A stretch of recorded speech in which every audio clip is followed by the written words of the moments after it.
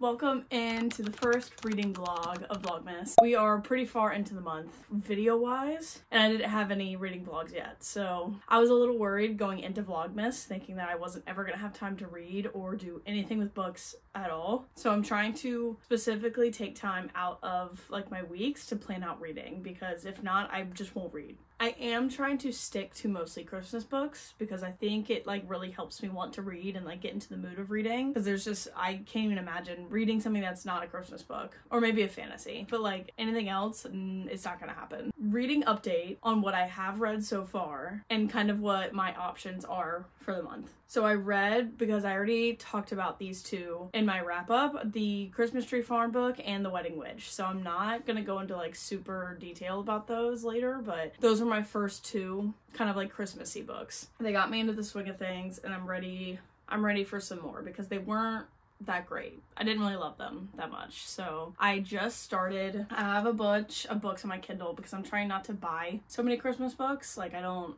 need to spend money on Christmas books, especially when there's like an unlimited amount on my Kindle. But the what are they called? I'll just pull them up. The same idea from the Improbable Meet Cutes, where like all these authors wrote little novellas that kind of go together. Low battery. That's not fun. The Under the Mistletoe collection? Yeah, the Under the Mistletoe collection. So there's, where the fuck are all the names? Alright, there's Cruel Winter with You by Ali Hazelwood, which I've never read an Ali Hazelwood book before, so I'm very excited. Merry Ever After by Tessa Bailey, which I used to read Tessa Bailey, and like I feel like I haven't really read her as often. Like I don't really like her writing as much anymore, but a cute short one could be fun. All by My Elf by Olivia Dade. I've never heard of her. Merriment and Mayhem by Alexandria Bellafleur, or Bellefleur, I don't know. And then Only Santa's in the Building by Alexis Daria. So those 5 will be quick and easy reads to put on my monthly wrap up, thank God. I've already started and absolutely fucking loving, like way more than I was expecting, How My Neighbor Stole Christmas. This was also my first Megan Quinn book. Absolutely obsessed with it. I don't know where I'm at because I was reading it on my Kindle and I just got the physical copy from Birdhouse Books. Absolutely eating it up. More than any Christmas book I've ever read. Every single scene is cute and fun and flirty. Apparently the smut is really good. I haven't gotten there yet, but I've been really enjoying it. Every scene is very Christmassy, very fun. The banter is good. It's making me laugh a bunch, so it's making me want to try more Megan Quinn stuff because I really like this book. And then I also own The Nightmare Before Christmas. Will absolutely be reading this. I need to read this. And then I also have Christmas in Coconut Creek, which was originally like one of the only Christmas books that was going to be on my December TBR, and now these two have taken precedence over it, so I don't know if I'm gonna get to this, especially because it's also kind of big, but we'll see. Who knows? Today and tomorrow are my 2 set-aside reading days. I'm getting my hair cut tomorrow, so I'll be able to read while getting my hair done. I have no plans for the rest of the day and tomorrow, except maybe like going to go see a movie because I still have yet to see Gladiator or Wicked. I think I'm gonna do the novellas first because they're gonna be the quick and easiest. And then after I'm done with these, I'll do How My Neighbor Stole Christmas. Also, my bed is unmade because I found cat throw up on it over there earlier this morning, and I have my other blankets in the wash, so she's waiting to be washed. Got my cute Christmas glass, got my new bear crew. Oh, and I have this isn't for the channel at all, it's actually Logan's birthday present, but I wanted to unbox it because I'm really excited. And I think, yeah, she's gonna receive it by the time this video is out, so that's good.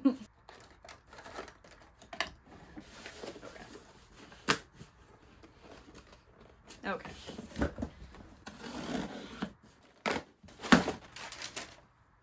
Holy shit. First of all, look how big this is. Second of all, it's like, it's huge. It's the Walking Dead comics. Oh my God. I don't know why it's in one big book, but she's gonna be obsessed. I'm so excited. Compendium 1. Am I saying that wrong? I don't even know what that word means, if I'm being so for real. It's issues 1 through 48. But The Walking Dead's her favorite show, so she's gonna freak out. I'm so excited. Damn. Alright, but now I'm ready to read. We actually, okay, now that I've said this out loud, we work through things together on this channel. We're just kind of winging it, honestly. I'm gonna see like how many I can do. How many Christmas books I can do in the next 2 days. Yeah, that feels fun. Let's do that.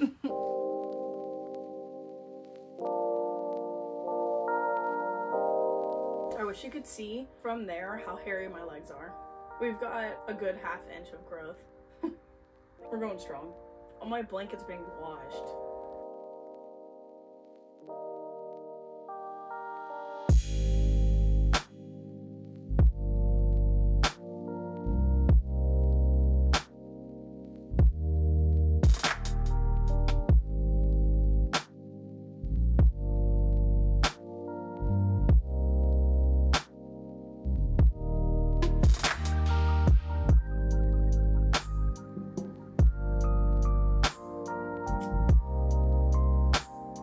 Already kind of cute.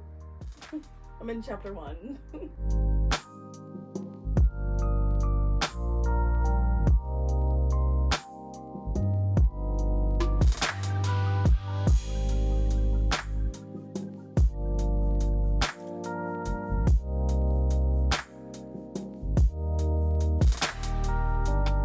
His humor is funny. I like that she writes like smart people. Like you can tell she's smart. Obviously she writes like the STEM romances, but I just like how she writes like her characters. They just seem smart.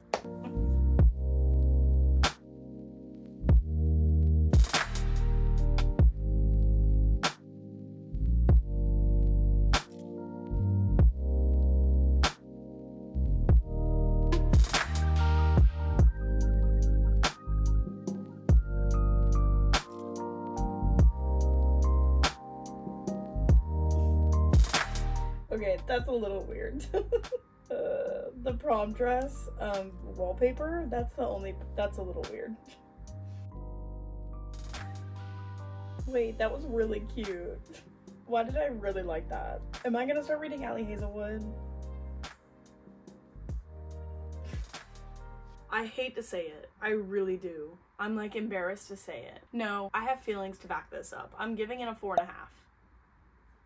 Sue me. And I looked at a couple of the negative reviews on it, and I get it, but I think this one worked really well for me because I figured out why I like some novellas and hate some novellas. She wrote about a story that has past chemistry and showed us that past chemistry. The ones I don't like are a really short story, like these are 70 pages long, a short story where they meet and like are infatuated and fall in love in 70 pages. This one has history. I like the back and forth where we saw like the meetup, like the awkward meetup, and then we saw the past history, and then we saw like the breakup or like the problem, like why it's awkward now, and then we saw the new feelings, you know? So I think, I mean, I always love a second chance romance. They make me emotional, they make me feel heartbroken. So like, of course I love it. That one really worked for me. I will say, people thought he was like a serial killer vibes. I will say the box of pictures that have come with him, I can see that being kind of weird, but that also feels like something I would have done in high school if I was like infatuated with someone to like keep pictures of them. That the box of pictures doesn't weird me out as much as the wallpaper of her in her prom dress from when she was like 16 or 17 that he still has as his wallpaper. That's a little weird. I can look past it because I thought he was really cute. I really liked it, that whole story. I just realized I didn't give you any plot at all what it's about. I'll do it quickly. What's her name? I just read it 2 minutes ago. Jamie and Mark. Okay, so Jamie and Mark, he's 2 years younger than her, and she is best friends with his sister. So they like grew up together. She's literally known him since he was born, and they have like it just like shows their relationship of them growing up, and he has always been in love with her, but they thought it was like a little puppy crush love. The book opens with them now, like in their 30s, and he's really successful, and they're neighbors at Christmas. She's going over there to get a pan for her dad in the snowstorm, and she gets snowed in there. But it's like awkward, it's tense. She is thinking about things that happened in the past and like things she regrets. So then we jump back in time to see their friendship as kids, and then it jumps and we learn what happened and how he, you know, has been in love with her this whole time. And then we go back to the present. So very short, very quick. I think she did it really well. So I have a feeling that similar to the Improbable Meet Cutes, the first one is going to set the tone and none of them are going to live up to it. That's what I'm foreseeing, because I really enjoyed that. But let's see the next one. They do like a truth or drink game. I love shit like that. I think that this truth or drink worked because like we're talking real life here. If I were to play truth or drink with like any other drink in the world, sure, I'm just gonna drink over telling like the secret. Like that game sometimes is stupid to me because the drink's not that big of a deal. They're taking shots of tequila. I would absolutely spill a dirty secret over taking a lukewarm shot of tequila. So she ate with that one. I liked that scene a lot. And their humor was funny. I liked his humor a lot. It was like very quick and deadpan. Okay, the second one is Marry Ever After by Tessa Bailey, I think. Is this number 2? I don't know if this is number 2. I think this is number 2. But I'm starting Marry Ever After.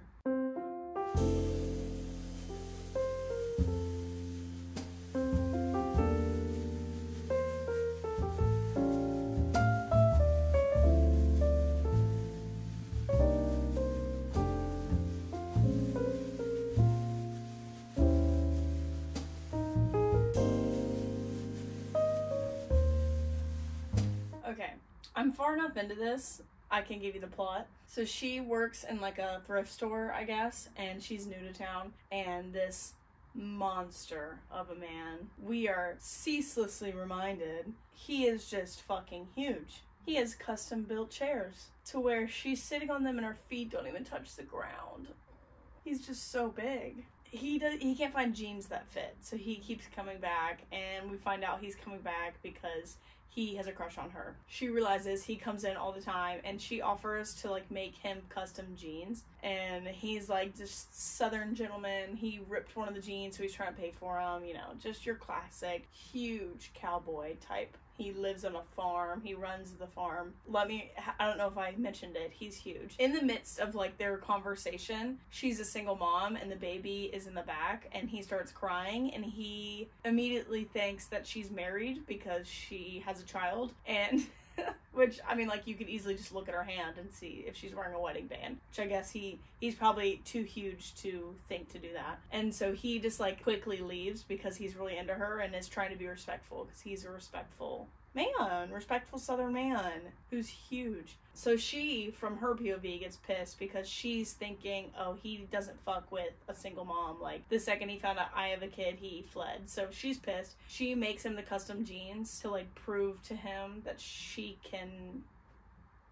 do shit. I don't even fucking know. She brings the jeans to him tomorrow, and they fit perfectly, of course, even though she didn't take his measurements. It's just, that's it. It's a miscommunication trope where, like, really quickly, and they talk about it, and they find out, they communicate, and then it's just, like, her wanting friends with benefits because she's a kid, and he's like, boys do friends with benefits, and I'm a man. You know, that whole stupid shit. I've realized Tessa Bailey writes for the straightest girls you could imagine, and like the least feminist people you could imagine. I think that's why I don't really like her writing. Like, it is all about the men in these stories, and she's like trying to write about a strong single mother, but like it's just not really working. And the way that she like tells him she's a single mother was like kind of random and out of the blue. I don't know. It was just like, it's not really working for me. I think it had potential, and he has some like really good one-liners about her, but like I'm tired of hearing about how big he is and just such a good southern gentleman. It's okay. I just like don't need to read about how unbelievably large he is, and in his head he's like, she'll never fit me because I'm a huge man. Just like, okay. Like, what he said after she said the friends with benefits thing, he was like, let me just read it. Okay, so he doesn't want to call it friends with benefits because he doesn't do that because he's a real man. He ain't no boy, quote. And she's saying, let's say we spend adult time together once in a while. She was like, what do you want to call it? And he said, fucking my woman. That's what I want to call it. And so she's trying to do the whole, I'm strong, I'm independent. She said, I wouldn't be your woman, I'm my own woman. And he said, how about this, sweetheart? If you still don't want to be called my woman was italicized. After I've given it to you down and dirty, I'll let you call me your friend with benefits. Tessa, babe. Can we move on from this sort of writing style? Him saying, like, you're gonna want to be my woman after I've given it to you real good. Okay. Sure. No, thank you. So I'm gonna finish real quick. I only have a little bit left. Like, I only have like 2 chapters left. You, immediately know. They're having sex, or they're about to, I guess, and he's so big, he's not made for sucking. Is he Shrek? Like, I'm confused. Is he Hagrid? Like, I don't get it. I don't get it. I don't get it. Whoever blew this man's ego up that big, please. Yeah, I think I'm just not a Tessa Bailey fan anymore. I don't know. It's like, if I can look past all the stupid shit about him being huge, maybe like a 3. Like, the story was okay, and I've read worse. Definitely read worse. So, maybe like a 3. I don't know. The window's pissing me off. The last 2 clips were just awful. I'm sorry. But I finished All by My Elf. That one was a quick, like, 50 pages. Okay. So we immediately start off, this girl's driving basically a Wienermobile, and her 2 coworkers are in the back, her like friend and a male coworker, and they're like all whispery and like clingy next to each other, and they've been like clingy all weekend kind of thing. So she's just been like assuming they're together, because she and her friend, I guess, are like newer to the company that they work for. It's a lot of stuff that doesn't really matter. Basically the important parts are she thinks they're together. So fast forward a little bit, she and the guy have to go alone somewhere in this truck, and they get stuck in like a huge wreck traffic in like the middle of a snowstorm. It's basically a very short novel of he has a crush on, it's miscommunication. He's had a crush on her this whole time, and he's been talking to the friend about how to tell her, and she took that as they're together because they spend so much time together. Like, as if they aren't grown adults. They're like 40. So during their time and stuck in this van together, they like camp out in the back and like go to sleep, and they like cuddle for body heat. And he is very obviously like getting like bricked up because he won't put a jacket on, and he's like, I'm good. She's like, okay, weirdo. So they in the midst of them like cuddling, decide to play basically Never Have I Ever. And so it just leads to them like asking flirty questions, basically. And then it comes out that he has a crush on her. And she's had a crush on him for forever, like since she got here, but she thought they were together, so she wasn't gonna like do her friend dirty like that. That's basically it. There are some books, obviously these little novellas are all like smutty, so there's like usually like 1 or 2 sex scenes at the end. Some dirty talk really does it for me, and some just doesn't. I just heard a loud bang right beneath me. This dirty talk did not do it for me whatsoever. She at one point said, "Is this mine to play with?" And then, wait, I wrote it down. He said, "Go ahead and play." It didn't do it for me, like at all. I'm giving it a 2, I think. A generous 2. But there's 2 left. There's Merriment and Mayhem, and then Only Santa's in the Building.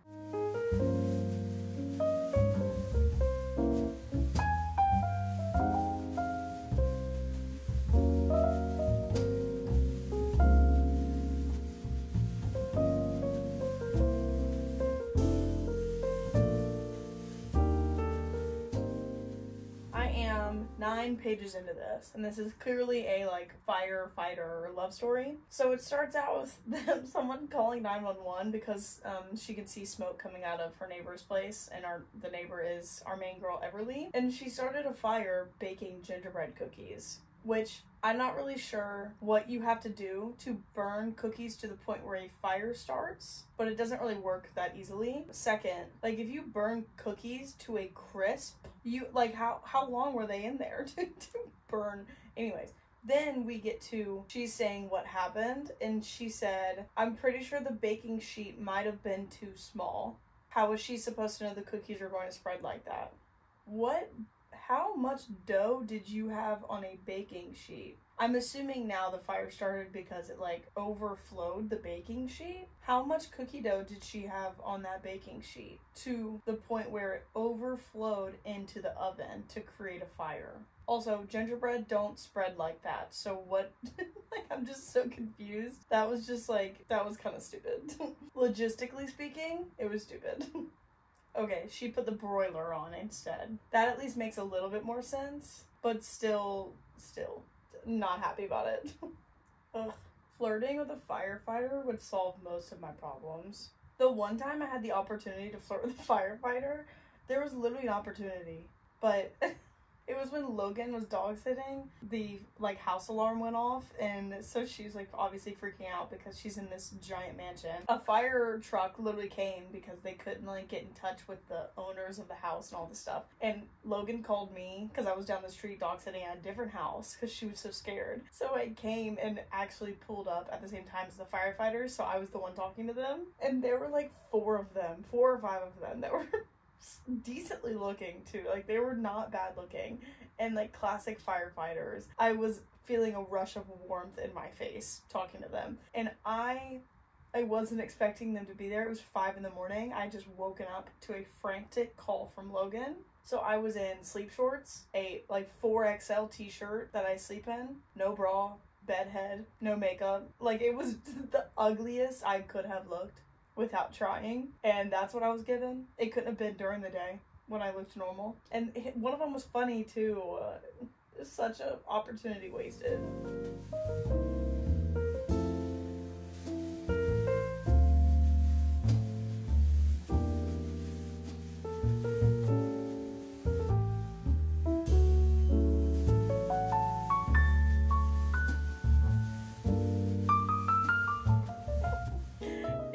I was caught, first of all, no, you wouldn't catch me doing this. But if I was caught trying to hang Christmas lights and I fell off my roof and I'm holding onto the gutter and you need to call the fire department, just don't call the fire department because you just kill me. Just let me either drop and break my legs or just shoot me and kill me because I'll be damned. I'll be damned. Just go and put like a cushion under me and I will drop from any height before the fire department is called. If a firefighter talked to me the way he's talking to her, I'd be down bad. Okay, that's actually really cute. Oh my god. He came back and put the rest of the lights up. That's adorable. I'd be down bad. She went to the firehouse and someone was like, oh, you're the famous trouble or whatever. And he said, Brantley won't shut up about you this whole week. Why is that cute? God. So she doesn't live here, apparently? I don't really know. Maybe I, like, wasn't really paying attention when they talked about that. But she's leaving after the holidays to Seattle, and I guess it's, like, not that far away. His captain at the fire station caught him looking up ferry rides. And, like, how far, like, the schedule and how far it is from them. Hate that. Hate that so much. That one wasn't bad. Again, it was a quick 50 pages. Not bad. I think I liked it better than Tessa Bailey's, so I liked it better. Actually, I liked it better than both the last 2 ones. So far, Cruel Winter with You, the first one's still my favorite. Merry Ever After was the Tessa Bailey one. All About My Elf so far is my least favorite. And then Merriment and Mayhem, I think, is my second favorite so far. So I'm gonna give it like a maybe 3.5. So I have Only Santa's in the Building left.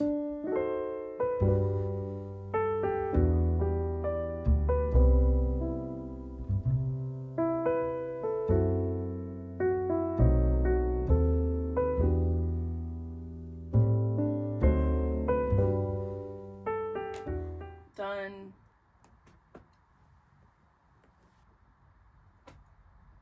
Okay, that one wasn't terrible. At least we got the little crumbs of knowing they at least had a crush before like the start of the book. Like they didn't just meet on page 1 and then develop crushes and love each other in 30 pages. But I just didn't really I just didn't really care that much. But it was okay, it was cute. Like he did, oh, I guess you don't know the plot. So she moves into this new apartment and it's been like a couple of weeks or maybe a month or 2. And her neighbor is super hot, but it's like obviously Christmas season and she's been busy with work. So he hasn't wanted to like bother her, but someone's been leaving cute ornaments on her door each day, I guess. And she thought it was this sweet old lady and it was him the whole time. And then they go to a party in the apartment and like she looks all hot and they hang out and hook up and then they like admit that they both had crushes on each other. They just didn't know.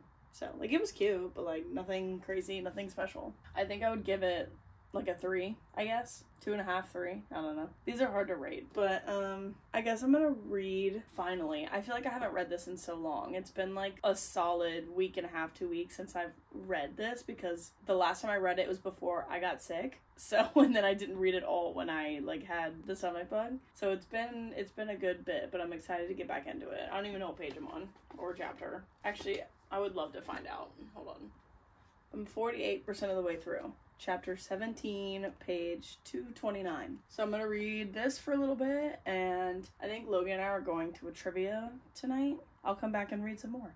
I mean, I've read 5 Christmas books just in this one little video, so far we're doing well. It is going swimmingly. I need to put my comforter in the dryer now before I forget and need to end up sleeping on wet sheets.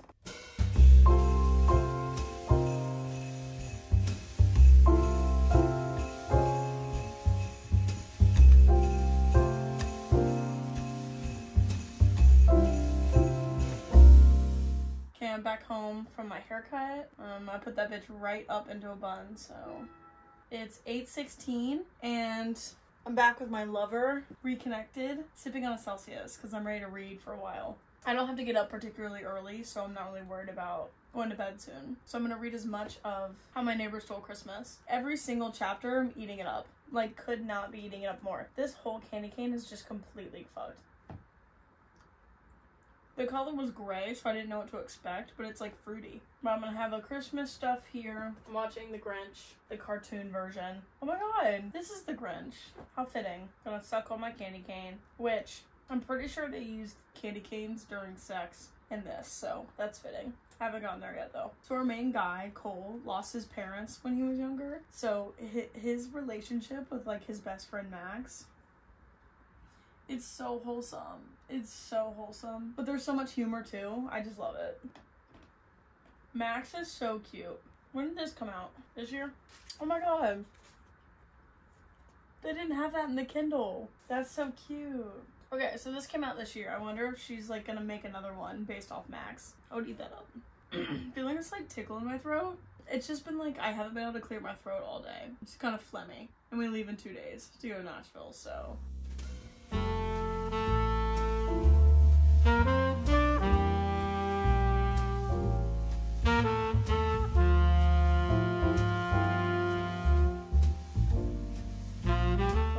So getting to sex soon. Ooh, I'm so excited. Damn it.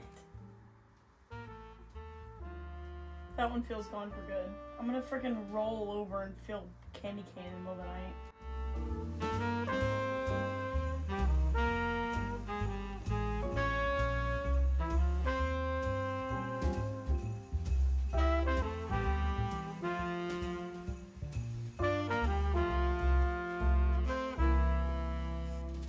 Why is this so cute? I can't handle it. Can't handle it. The way she writes this book is so funny. I love that she's the author, talks to the characters. That's so funny.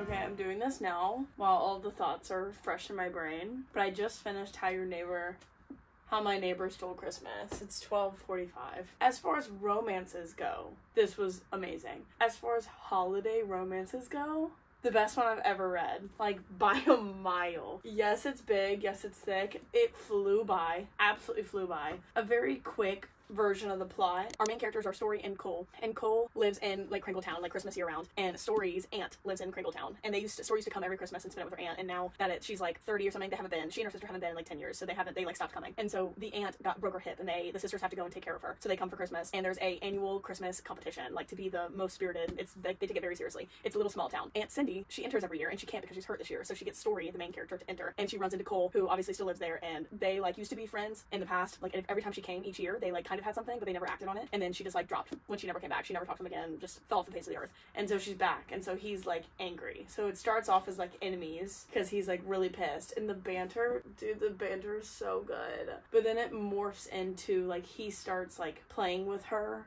in like a fake flirty way in front of the town because the town's like rooting for him because his parents died. So he's been like a hermit ever since. He's supposed to be like the Grinch character. So now that he's like out in like society again, and in this he enters the Kringle competition to beat Story. So they're like really pulling for him. So he starts like pretending he has a crush on her in front of the town people so that they like think she's a bitch for saying no to him, basically. So then it leads into like fake dating because she doesn't want to come off as a bitch. And then it's the banter is so good. They're so funny. It's like not only good and quick and flirty banter, but it's genuinely funny. Aside from the romance, you get the like found family, like not really. It's like his best friend Max. His family took him in when his parents died. So his relationship with him and his best friend, so cute, so wholesome. I love that aspect of it too, and I'm hoping that there's a book 2 about Max because I love Max. There's also the story with her and her sister and their like relationship and how it's been like rocky over the years, and so like that part was cute. We get deep about him like missing his parents. All of this is needed to like really connect. If it was a short little book, I wouldn't have connected with them. Like it just would have been like every other fucking Christmas book that like you don't connect to and it's over in 300 pages. I fully connected to these characters. I am wanting another one. As far as like Christmas content, it took you through each challenge in this competition, and like it was all fun. Like it was all very Christmassy, and I was never bored. I even found myself covering the page because I didn't want to spoil myself who won the competition, like after each one. That's how into this I was.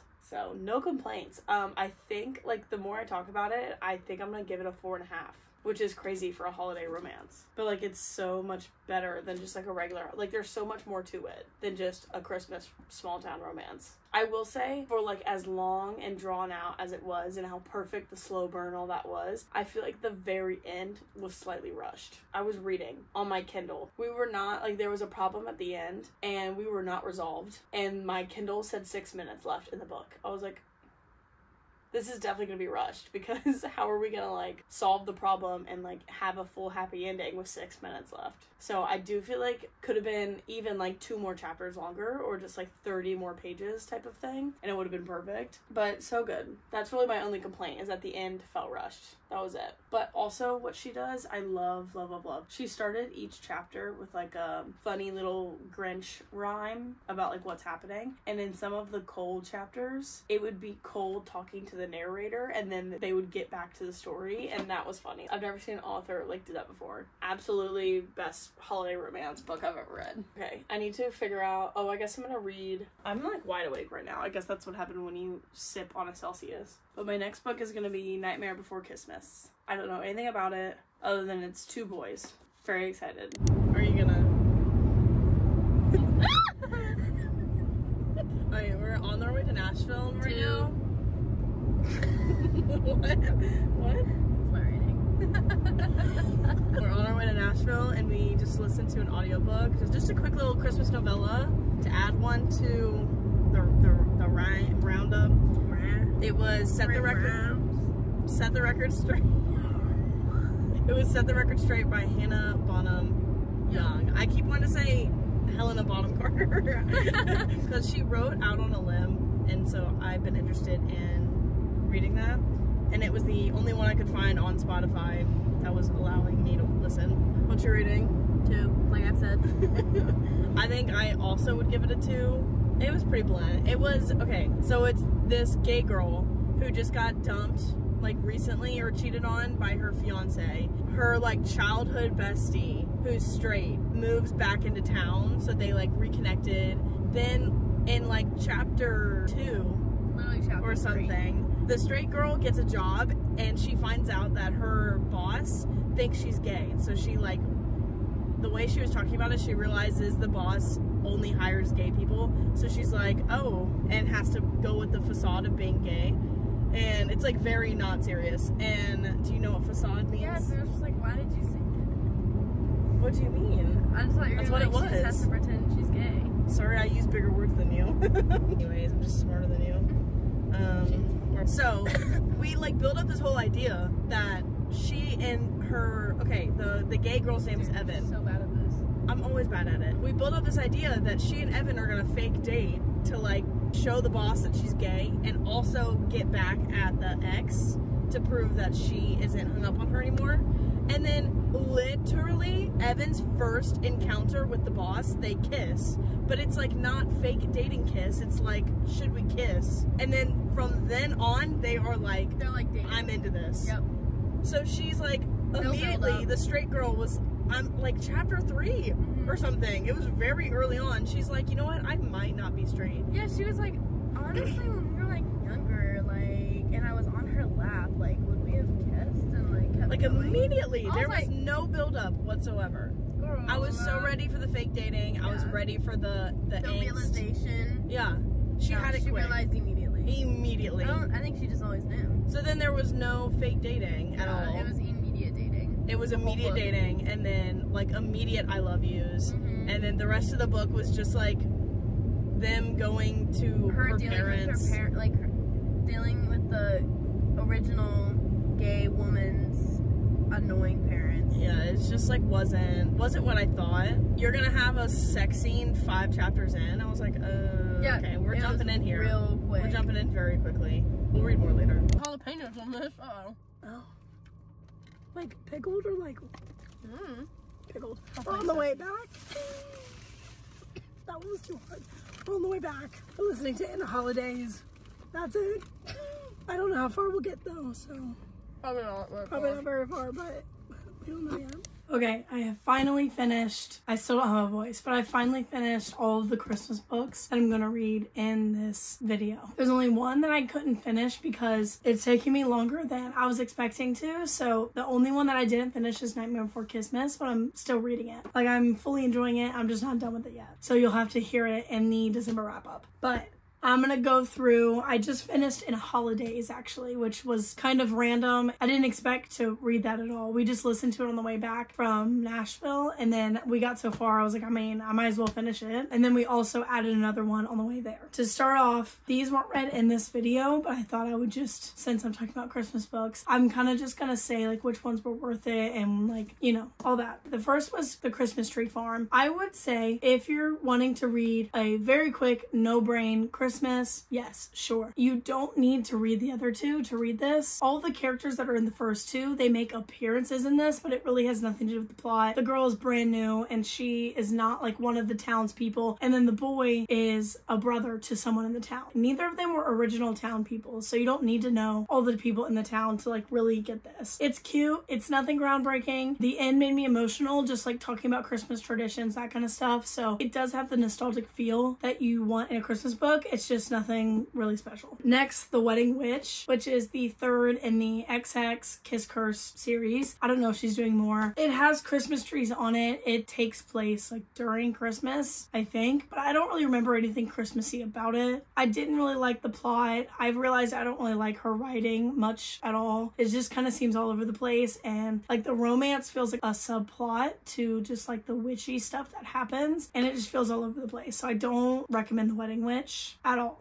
And then I read the 5 of the short stories, which I feel like I went into great detail. But if I were to rank them, actually, I don't remember the titles, but I'll just rank them from least favorite to favorite. My least favorite was All by My Elf. That one, just in the plot, the smut, none of it did it for me. And then I would say Only Santa's in the Building. It was, I feel like, cute, and that's all I have to say. It was just cute. That's it. And then I would say Merry Ever After gives cowboy vibes, gives, you know, big, grumpy, laid back type of vibes. I don't know. Sure, the smut was like, okay, it's Tessa Bailey, so it's gonna be cringy. And then Merriment and Mayhem for a fun little fire fireman vibe. It's still like, it wasn't that great, but it's a short little novella. My favorite was Cruel Winter with You. I think if you read any of them, The Cruel Winter with You is definitely worth the read. I mean, it's Allie Hazelwood. It's gonna be good. It was my first Allie Hazelwood and I really, really enjoyed it. I gave it a 4.5, so like I really liked it a lot. I think Merriment and Mayhem is worth the read. Just go into it obviously with low hopes. And then I read, which you know how I feel about this book, I read How Your Neighbor Stole Christmas. Absolutely best Christmas book I've ever read. I think you absolutely need to read it. Don't let the size discourage you because it's a fast read. You don't even notice it because you're having so much fun during it, you know. I think it's like the Christmas book of the year by far. And then we read, or I listened to Set the Record Straight on the way to Nashville. It just didn't give what I wanted it to give. All of the buildup was done in 3 chapters, and then from then on it was just like a really long epilogue. So it just wasn't what I wanted. I was really excited for like the lesbian angst and like build up and like her realizing she has feelings for Evan, and it just happened in like 12 pages is what it feels like. So I gave it a 2 out of 5. I don't really think it's worth it, even though I was really excited because it's Hannah Bottom Young. I'm not gonna let it sway like me wanting to read Out on a Limb. So I don't think that's worth it at all. And then I just finished In a Holidays. I love Christina Lauren's. I like their Love in Other Words. It's one of my favorite books I've ever read. So this is the only other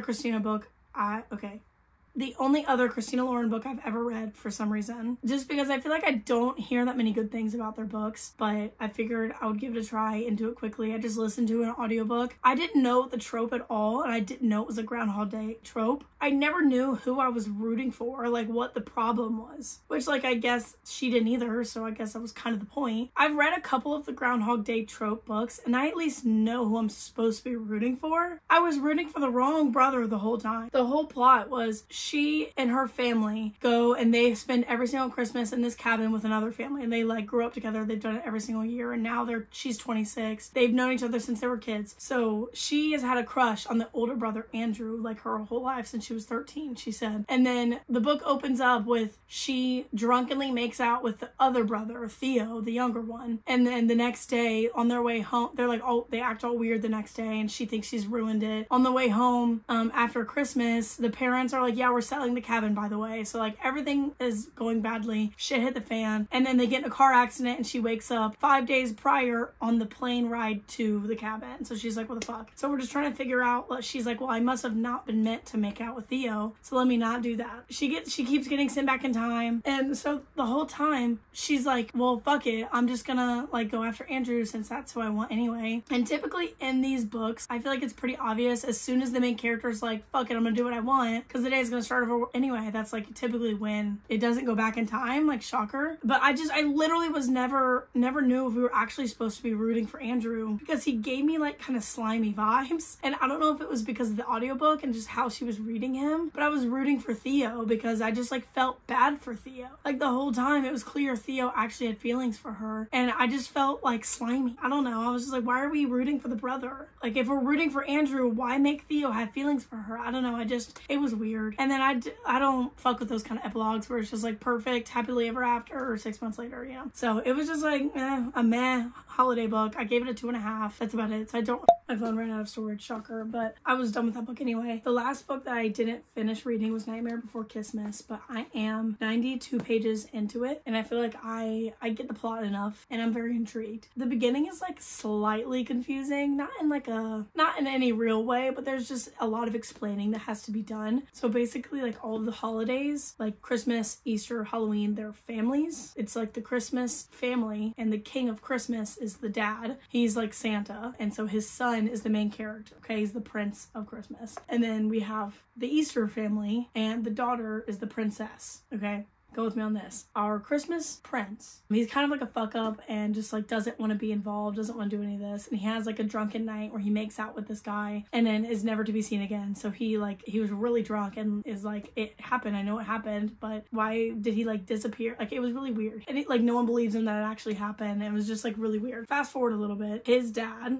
the Christmas, basically makes this like deal with the Easter king that they're gonna betroth their kids. He's got a brother who actually, like, the 3 of them are all best friends. So it's very weird. They're not happy about it. Like they're just like really pissed that they're being used as pawns in this like political holiday world. Halloween is not happy about it. Okay, they like come and they're like, you can't do that, like fuck y'all basically. It's just like that part I'm like confused by. by. Like the inner workings of the holidays, I'm a little confused by, but like I'm not thinking too hard into it. Halloween King comes and is like, my son is going to fight for your daughter so we can merge Halloween and Easter together. So they're like, okay. When in reality, the Santa character is like, sure, we're gonna say okay to appease them, but it's not actually gonna happen. Y'all are still gonna get married. Halloween King comes and the Halloween Prince show up to vouch for this daughter of Easter. And it's the guy that Christmas drunkenly made out with, okay?